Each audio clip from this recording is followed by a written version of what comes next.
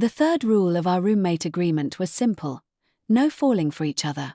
It was the one line we swore we'd never cross. But as I stood in the doorway at 2 a.m., watching my roommate Zoe's hand splayed possessively on Reese's chest, her fingers tangled in Reese's hair, I realized the rules were already ash. And the terrifying part wasn't just that they had broken them. It was that the danger closing in on us was about to make our broken hearts the least of our problems. Part 1. The fracture. The key turned in the lock with a gritty, metallic scrape that echoed the fatigue in Alex's bones. It was 2:17 a.m. The all-night coding marathon at the university lab had left her with a caffeine tremor in her hands and a dull ache behind her eyes. All she wanted was the silent, forgiving darkness of her room and the cool embrace of her sheets. She pushed the door open, wincing as the hinge gave its customary, low moan. The apartment was steeped in the deep blue quiet of late night, broken only by the distant, rhythmic hum of the city. She toed off her worn Converse, the thud of them hitting the floor sounding like a gunshot in the hush. It was then that her eyes, adjusting to the gloom, registered the scene in the living room. The TV was off. The fairy lights Zoe had strung up along the window frame months ago were dark. The only illumination came from the street lamp outside, casting long, distorted shadows through the slats of the blinds. It painted everything in stark, monochrome relief. And on the large, L-shaped sofa they'd found on Craigslist and hauled up 3 flights of stairs together, were her 2 roommates. Reese was sprawled on her back, one arm flung above her head on the armrest, her breathing deep and even. She was still in her jeans and a tight-fitting tank top, her leather jacket discarded on the floor. Even in sleep, Reese carried a certain untamed energy. Zoe was curled into her side. Not just near her, but on her. Her head was nestled in the hollow of Reese's shoulder, her face peaceful. One of Zoe's arms was draped across Reese's torso, her hand splayed possessively over Reese's sternum.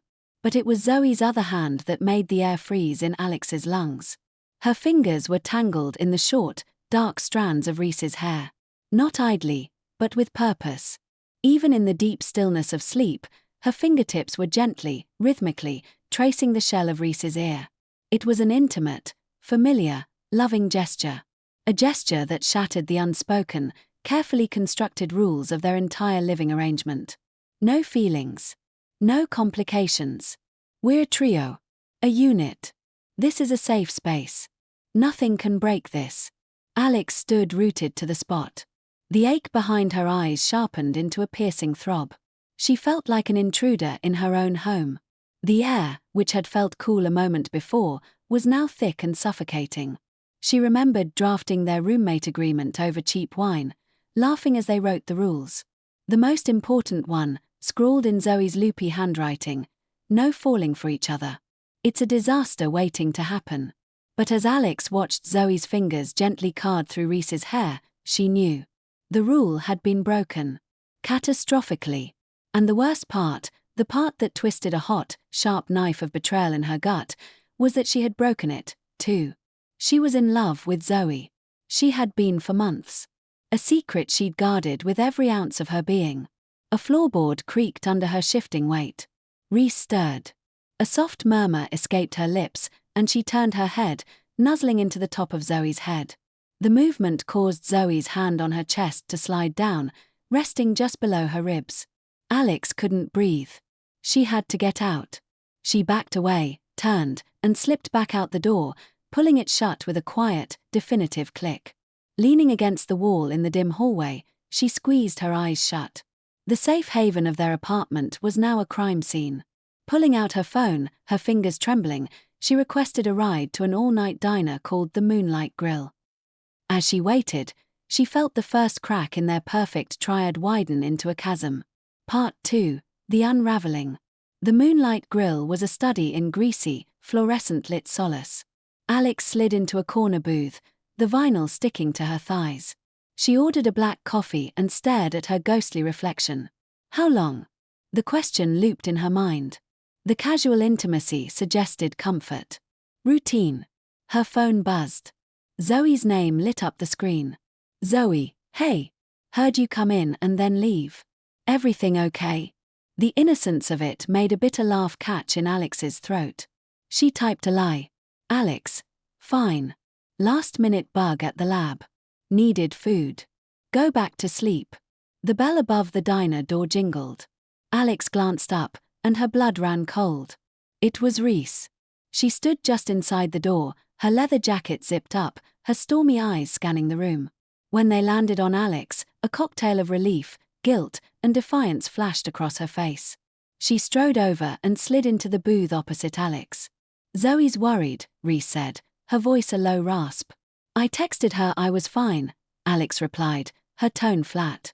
"She knows you're lying. You saw us, didn't you?" The directness was like a punch. "Was I not supposed to?" Alex shot back, her voice trembling. "While my two roommates were cuddled up like newlyweds." Reese's jaw tightened. "It's not what you think." "Enlighten me, Reese. What is it?" "A new form of platonic cuddling." "It's complicated," Reese growled. "It's really not. You broke the rule. With Zoe." Reese studied her, her gaze intense. "Why does it matter so much to you, Alex? Why does it feel like this is about more than a broken rule?" Alex's breath hitched. She felt exposed. "It matters because you lied. You made me feel like an outsider in my own home." "We didn't lie. We just didn't tell you everything." "How long, Reese?" Reese sighed, looking out the window. "A few weeks. After that party at Leo's. It just happened." "Clicked," Alex repeated, the word tasting like ash. She'd left that party early. She'd trusted them. "It's not a relationship," Reese said, unconvincingly. "It's just a thing. It doesn't change anything." "You're a terrible liar. It changes everything." They sat in heavy silence. The waitress refilled Alex's cup. "What do you want me to say, Alex?" Reese asked, her voice stripped bare. "I want you to be honest. Is she in love with you?" Reese's silence was terrifying. She looked down at her rings. "I don't know." "And you?" Alex pressed, the question a raw wound. "Are you in love with her?" Reese's head lifted. Her eyes locked with Alex's, and in their grey-green depths, Alex saw the messy, complicated truth. But before Reese could speak, Alex's phone buzzed. A notification from their shared apartment security app. The live feed showed their front door, from the inside. It was swinging open. A figure, dressed entirely in black, with a hood obscuring their face, was stepping silently into their apartment. Alex's blood froze. "Reese," she breathed. Reese frowned. "What?" Alex turned the phone screen toward her. Reese's eyes widened. "Zoe's in there," Reese whispered, her face pale. On the screen, the figure paused, then turned and looked directly up at the camera. The intent was clear. A violation. A threat. Then, the feed went black. Part 3. The Intruder. The world snapped into a terrifying, high-definition focus. The romantic betrayal was instantly obliterated, replaced by pure, primal fear. "Call Zoe. Now." Alex yelled, already scrambling out of the booth. Reese was dialing, her hand shaking. "It's going straight to voicemail." Her voice was tight with panic. "The landline." They burst out of the diner into the cold night air. Reese's motorcycle was parked nearby. "Get on," she commanded. Alex didn't hesitate. She climbed onto the back of the bike, her arms wrapping tightly around Reese's waist. The contact was electric, charged with fear and a residual, painful intimacy. Reese kicked the engine to life, and they roared into the empty streets, a scream of metal and terror cutting through the night. The 5-minute ride felt like an eternity. Alex pressed her face against Reese's leather-clad back, her mind racing with images of Zoe, alone and vulnerable. The wind whipped tears from her eyes. They skidded to a halt outside their building. Taking the stairs 3 at a time, they reached their door. It was slightly ajar. "Zoe!" Reese shouted, pushing it open. The apartment was dark, but not silent. A soft, frantic whimpering came from Zoe's bedroom. They rushed in. Zoe was huddled in the corner of her bed, knees drawn to her chest, her face streaked with tears. She was clutching her phone. The room was in disarray, drawers pulled open, clothes strewn about, but it didn't look like a typical robbery. It looked like a search. "He was here," Zoe sobbed, her body trembling violently. "I woke up and the front door was open. I heard someone in the living room. I hid in here and called 911, but my phone died. I heard him, in here, looking for something." Reese was at her side in an instant, gathering her into her arms. "It's okay. You're safe. We're here." She looked over Zoe's head at Alex, her eyes wide with a shared, dawning horror. Alex stood frozen in the doorway, her gaze flicking from the shattered trust on the couch to the very real, physical danger in this room. The two betrayals, one of the heart, one of their safety, twisted together into a single, monstrous knot. The police came, took statements, and found little. No forced entry. The camera wire had been neatly cut. Nothing was taken, as far as they could tell. It was, they said, likely a random burglary spooked by Zoe waking up. Their advice was to get better locks. But as the officers left, Alex looked at the precise disarray of Zoe's room. This wasn't random. This was targeted. And in that moment, the three of them, bound by broken rules and a shared fear, found themselves trapped in a new, terrifying reality. The walls of their safe space had been breached, and the secrets they kept from each other were now the least of their worries. Part 4. The Tangled Web. In the days that followed, the atmosphere in the apartment was thick with unspoken words and palpable fear. They changed the locks, and Alex installed a more sophisticated, multi-camera system. The easy camaraderie was gone, replaced by a tense, watchful silence. The incident had forced a temporary, fragile truce. The thing between Reese and Zoe was put on ice, a luxury they could no longer afford. Their energy was focused on survival. Alex threw herself into her work, using code as a barrier against the emotional chaos. But late at night, she'd lie awake, the image of Zoe and Reese on the couch superimposing itself over the image of the hooded figure. Both were violations. Both left her feeling helpless. She watched them now, with a new, aching clarity. Reese was fiercely protective, her possessiveness over Zoe now justified by external threat. She'd walk Zoe to and from her classes, her body a shield. Zoe, in turn, leaned into that protection, her usual sunny demeanor clouded by anxiety. She clung to Reese, seeking comfort in the very arms that had caused Alex such pain. One evening, a week after the break-in, Alex was working on the security feed algorithm in the living room. Reese was cleaning her camera lenses at the dining table, and Zoe was sketching on the sofa. "It's my fault," Zoe said suddenly, her voice small. Both Alex and Reese looked up. "What are you talking about?" Reese asked, her tone gentle. "The break-in. I think it might be because of me." Zoe put her sketchpad down. Her hands were shaking. "There's a guy in my art history seminar, Liam. He's been intense, asking me out repeatedly, leaving notes on my car. I turned him down again last week, and he got angry. He said I'd regret it." A cold dread settled in Alex's stomach. "Why didn't you tell us?" Alex asked, her voice sharper than she intended. Zoe flinched. "I didn't think it was a big deal. I thought he was just being a creep. I didn't think he'd..." She gestured around the room, her eyes filling with tears. Reese was on her feet, her face a mask of cold fury. "Liam. Do you have his last name? Where he lives?" "Reese, no," Alex said, standing up. "We go to the police. We don't go vigilante." "The police?" Reese laughed, a harsh, bitter sound. "They did nothing last time. He threatened her. He was in our home." She took a step toward the door. "And what are you going to do?" Alex challenged, stepping into her path. "Confront him. Get yourself arrested. Or worse." "I'm going to make sure he never looks at her again," Reese snarled, her eyes blazing. "By becoming him." Alex shot back. "By terrorizing him? That doesn't make us safe, Reese, it just makes you another predator in this mess." They were inches apart, the air crackling with their combined fear and rage and unresolved history. "Stop it!" Zoe cried, stepping between them. She placed a hand on Reese's chest, pushing her back gently, and turned to Alex. "You're both right. We go to the police. With this new information. Together. The word together hung in the air, heavy with irony. They were a fractured unit, pretending to be whole. Later that night, Alex was in the kitchen getting water when Reese came in.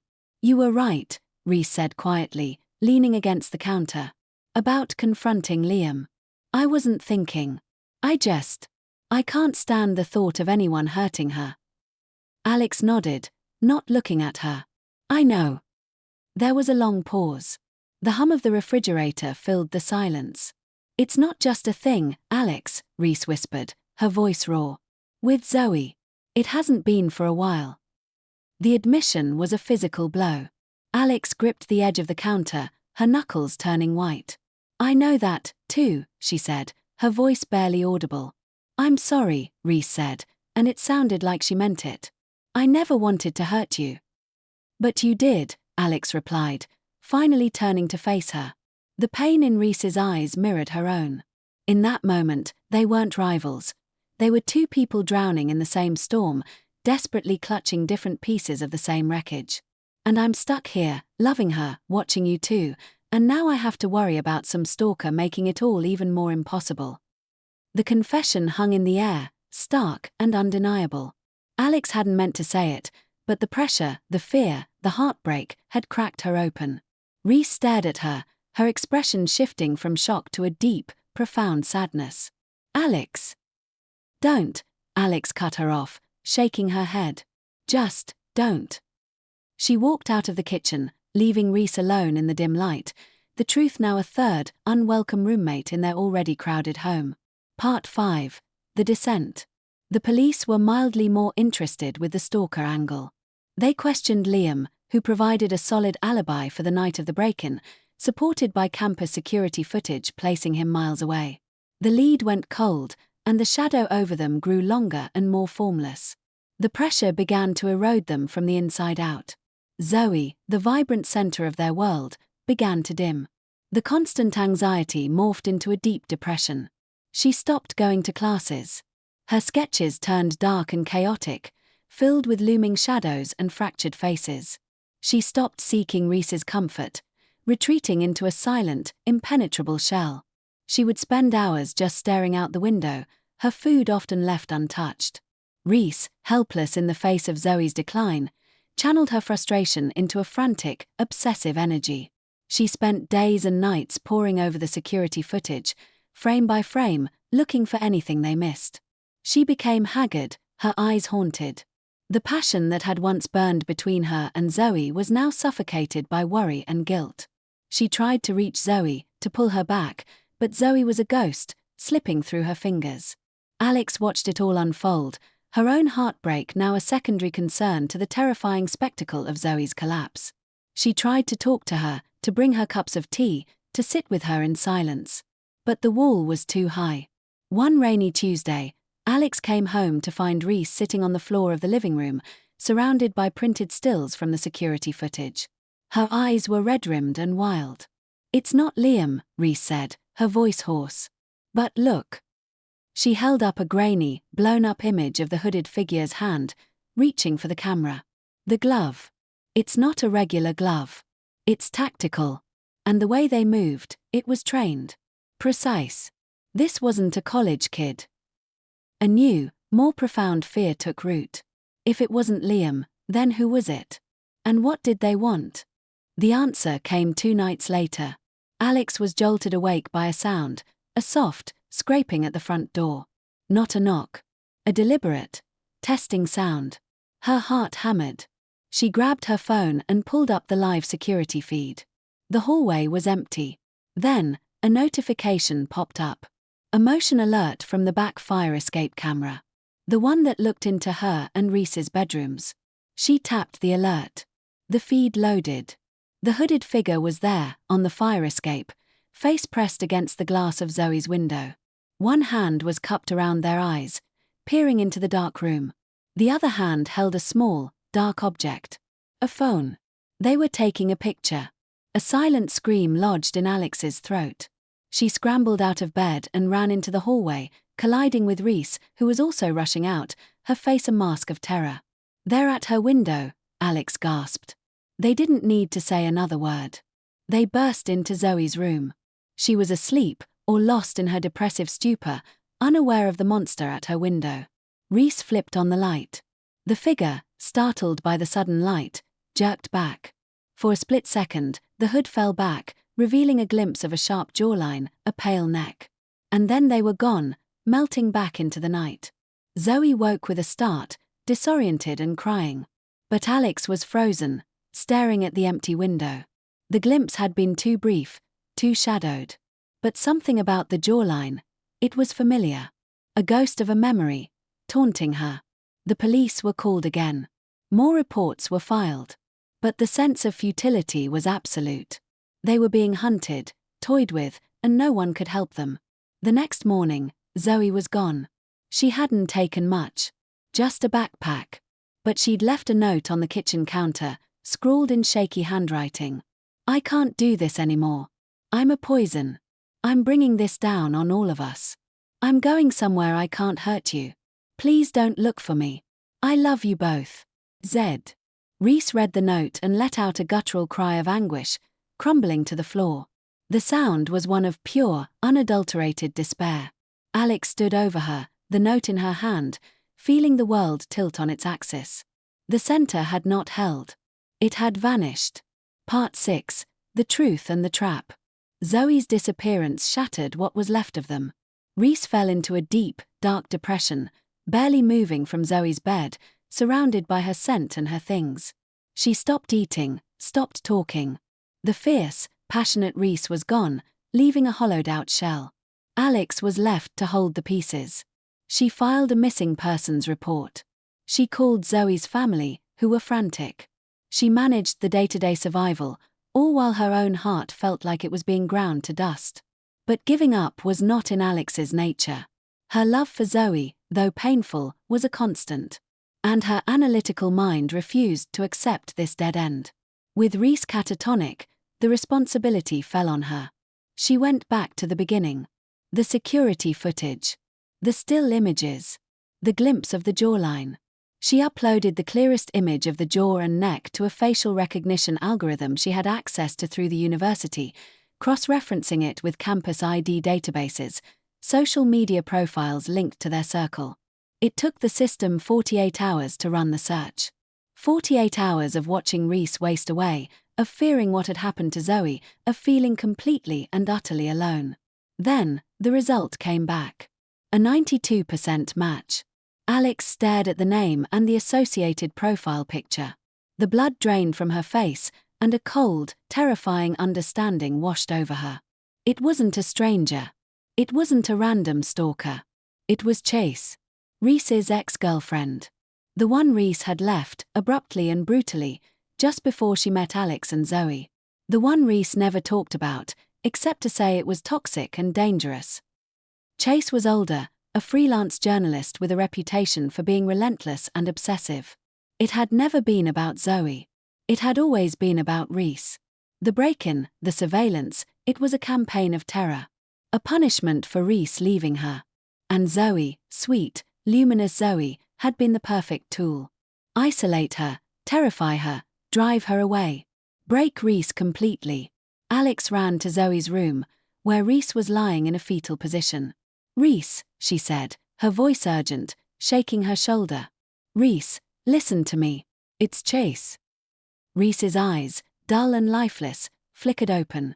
At the name, a spark of pure terror ignited in their depths. She slowly sat up. "What?" she whispered. "It's Chase. She's the one who's been doing this. It was never about Zoe. It's about you. She's punishing you." The information acted like a defibrillator on Reese's soul. The shock jolted her system. The fog of depression lifted, replaced by a cold, clear, and murderous rage. "Where is Zoe?" Alex pressed. "If Chase has her." Reese was already on her feet, a terrifying transformation. The hollow shell was filled with a deadly purpose. "I know where she'd take her." She went to her closet and pulled out a locked metal box. Inside, nestled in foam, was a small, sleek handgun. Alex's eyes widened. "Reese." I told you she was dangerous, Reese said, checking the magazine with practiced efficiency. Her hands were steady now. I got this after I left her.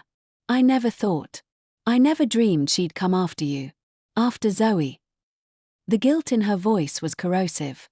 We call the police, Alex insisted, her heart pounding. And tell them what? That my crazy ex, who has a perfect alibi for the break-in and who we have no proof against, probably has my missing roommate. They'll take ours. We don't have ours. Reese looked at Alex, her gaze unwavering. She has a cabin. Up in the redwood forests. A place she considered theirs. It's where she goes to reset. The plan was insane. Reckless. But looking at Reese, seeing the absolute certainty in her eyes, Alex knew it was the only plan they had. The rules were gone. This was about survival. I'm coming with you, Alex said. Reese didn't argue. She just nodded. Part 7. The Cabin in the Woods. The ride north was a silent, grim pilgrimage. The city lights faded, replaced by the oppressive darkness of the forest.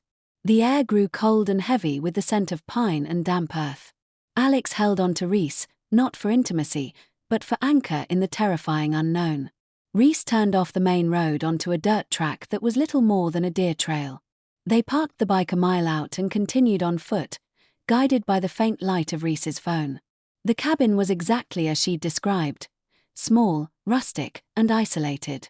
A single light burned in the front window. A black SUV was parked out front, Chase's. They crept closer, using the trees for cover. Through the window, they saw her. Chase.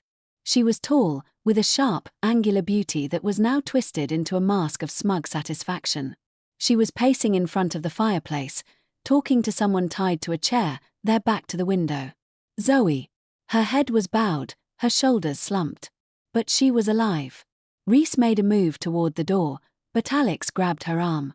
Wait, Alex whispered. She's expecting you. She wants a confrontation. We need a distraction. Alex's mind, the coder's mind, clicked into gear. She pulled out her phone. Their security app was still active. She pulled up the live feed from the camera she'd installed by their own front door. She selected the option to sound the alarm, a piercing, 120 decibel siren. She held her finger over the button.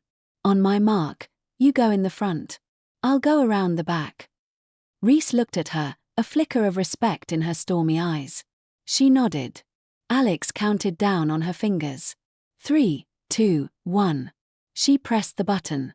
Inside the cabin, Chase's phone, synced to her home security system, erupted in a deafening alarm blare. She jumped, startled, her head snapping toward her phone in confusion. It was the split second Reese needed. She kicked the front door open, the gun held steady in a two-handed grip. Chase. It's over.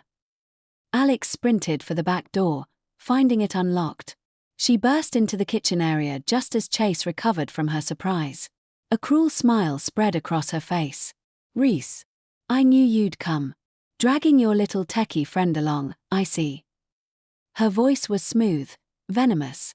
I just wanted your attention. You denied me a proper goodbye. Let her go, Chase, Reese said, her voice low and dangerous, the gun aimed squarely at Chase's chest. Or what? You'll shoot me. Chase laughed. You don't have the stomach for it, my love. You never did. You just run. You ran from me, and you hid behind these children. She gestured dismissively at Zoe and Alex. While they were talking, Alex crept up behind Zoe's chair. She saw that Zoe's wrists were tied with zip ties. Her eyes were wide with terror, but they focused on Alex, a spark of hope igniting. This is between you and me, Reese said, taking a step forward. They have nothing to do with it. They have everything to do with it. Chase shrieked, her composure cracking. They took you from me. You built a new life, a happy little family, while I was left with nothing. She pulled a knife from her belt. If I can't have you, no one can. I'll take it all away from you, just like you did to me. She took a step toward Zoe.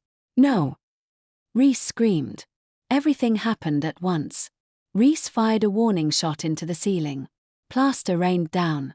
Chase flinched but lunged for Zoe. Alex, acting on pure instinct, threw herself between Chase and the chair, shoving Zoe sideways. The knife meant for Zoe's throat slashed across Alex's upper arm. White-hot pain seared through her, but she held her ground. The distraction was enough. Reese was on Chase in 2 strides, tackling her to the ground. The gun skittered across the floor. They wrestled, a chaotic tangle of limbs and fury. Alex, clutching her bleeding arm, fumbled for the knife Chase had dropped. She sawed frantically at the zip ties on Zoe's wrists. "Alex, your arm!" Zoe cried, her voice raspy from disuse. "I'm fine," Alex gritted out, the ties finally snapping. "Are you okay?" Zoe just nodded, tears streaming down her face, and threw her arms around Alex's neck in a desperate, grateful hug. A sickening crack echoed through the cabin. Alex and Zoe turned. Reese was standing over Chase, who was lying motionless on the floor. Reese was breathing heavily, her knuckles bloody. It was over. Part 8, the climax, Pieces of Us. The police and paramedics arrived, summoned by a 911 call Alex had managed to make. Chase was arrested, unconscious but alive. Alex's arm was stitched and bandaged. Statements were given, the full, twisted story finally laid bare. They were taken to a hotel for the night, the 3 of them together in a single room, too traumatized to be apart. The adrenaline had faded, leaving behind a bone-deep exhaustion and the stark reality of all that had been broken and revealed. Zoe sat on the edge of one bed, wrapped in a blanket, finally looking present, her eyes clear though shadowed with pain. Reese leaned against the far wall, as if unsure she was allowed to be near. Alex sat in a chair, nursing her throbbing arm. The silence was heavy with everything they needed to say. Zoe spoke first, her voice soft but steady. "I'm so sorry. For everything. For lying. For leaving. I was just so scared. And so confused." She looked from Reese to Alex. "I didn't know how to handle any of it. My feelings for you, Reese. They were so intense, and they happened so fast. It felt like being consumed by a fire. And it was amazing and terrifying." She then turned her gaze to Alex. "And you, Alex, you were my rock. My constant. My safe harbor. I leaned on you so hard, and I was so blind. I didn't see that I was hurting you. I didn't see that you were in love with me." Alex looked down, the truth finally acknowledged, feeling both exposed and relieved. "I love you both," Zoe said, the words simple and devastating. "But they're different loves. Reese, what I feel for you is a wildfire. It's passionate and all-consuming. But it burns fast, and it needs so much air. And with all this, the fear, the pressure, it started to suffocate me." She took a shaky breath. "Alex, what I feel for you is like the ocean. It's deep, and constant, and safe. It's the foundation I build everything on. I think I was so caught up in the fire, I forgot I needed the water to survive." Reese pushed off the wall, her face a landscape of pain and understanding. "You don't have to choose, Zoe." "I think I do," Zoe whispered. "I think we all do. We can't go back to being roommates. The rules are gone. The fantasy is over." She looked at Alex, her eyes full of a profound, aching tenderness.